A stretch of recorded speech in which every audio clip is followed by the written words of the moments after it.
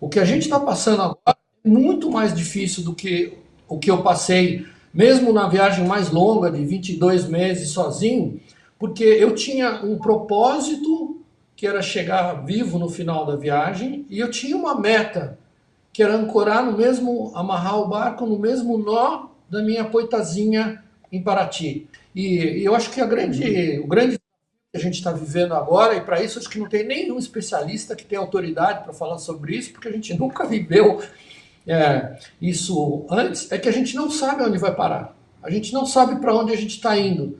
Pior, não é que a gente está sozinho, nem que a gente está isolado e nem a gente está confinado. A gente está à deriva. Nós estamos estaticamente aguardando um momento que não sabemos qual é. Ficar em casa é outro tipo de exploração e talvez igualmente perigosa, porque você vai para uma exploração de traços profundos de uma subjetividade que se revelam num confinamento que talvez no dia a dia a gente passe escapando, passa batido, porque a gente vai, enfim, tô ocupado, tá bom, querida, beijo então, depois a gente continua essa conversa.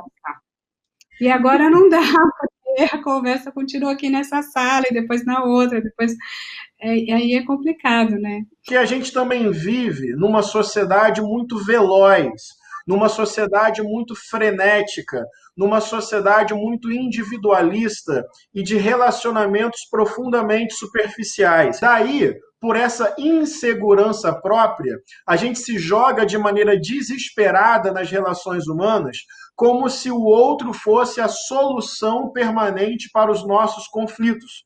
Isso gera exatamente essa comunhão parasitária, utilitária, um tentando livrar o outro desse desespero essencial, dessa solidão primordial, desse desamparo que atravessa todos e todas. Portanto, de alguma forma, a nossa comunhão muitas vezes é sufocante, muitas vezes é cheia de tantas mediações de pessoas que, tão inseguras de si, buscam no outro a solução para aquilo que é o desamparo da própria vida.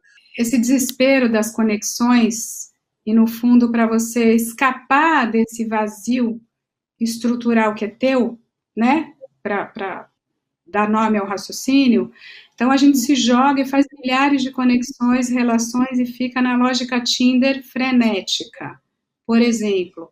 Ou mesmo você sendo comprometido, aspas, você também fica nas várias atividades, funções e tal, e você nem conhece direito o teu marido, tua mulher, teu filho, de repente você está na quarentena e fala, oi?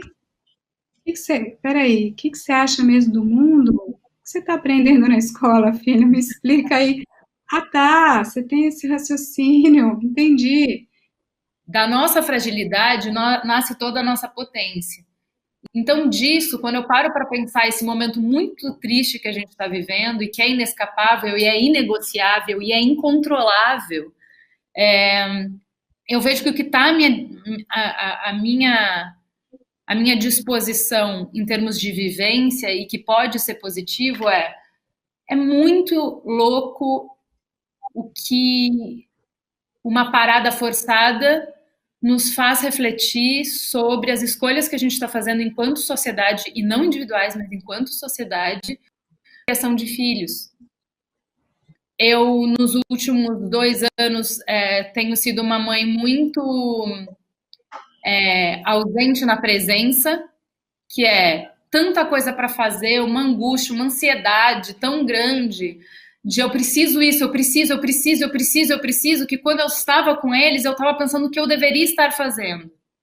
E essa quarentena me trouxe o presente, a oportunidade de fato, não sonhar, teorizar, pensar uma outra forma de maternidade, mas viver uma outra forma de maternidade. E eu acho isso muito precioso e fico com essa difícil tarefa.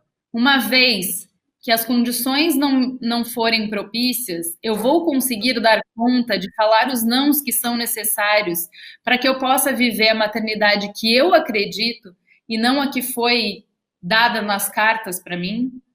Dizer para a Ju que eu tenho vivido a mesma experiência com relação à minha paternidade, uma grande reflexão sobre estar presente de verdade.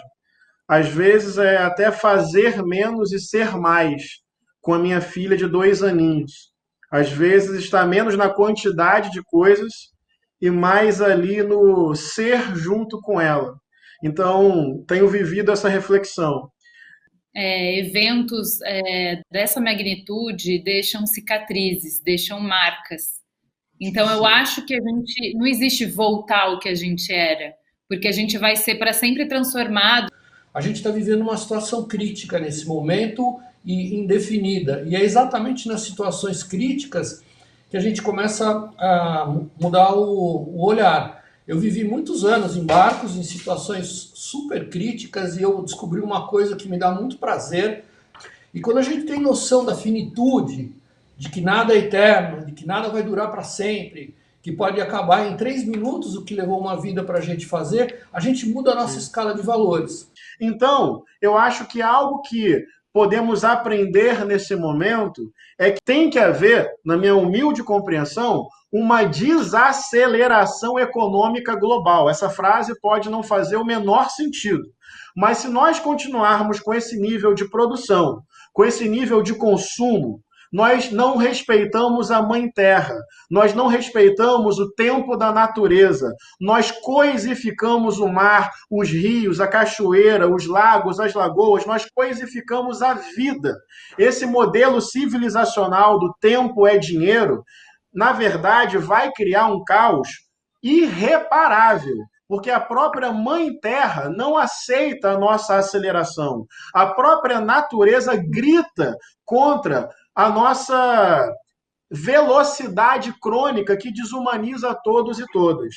Se o mundo atravessar por essa pandemia e manter o absurdo da desigualdade social, da injustiça econômica e ecológica, um mundo que pessoas ainda morrem de fome, não têm acesso à água, saneamento básico, direito à moradia, um mundo assim pode até atravessar a pandemia, mas permanecerá estruturalmente genocida, ecocida, caótico. E o mais triste é que os indicadores de progresso, no fundo, significam o caos humano. Então eu espero que o mundo saia dessa pandemia com uma revolução de valores no sentido pessoal, relacional, econômico e civilizatório. Porque o progresso que estava colocado antes é o progresso que leva ao nosso próprio fim.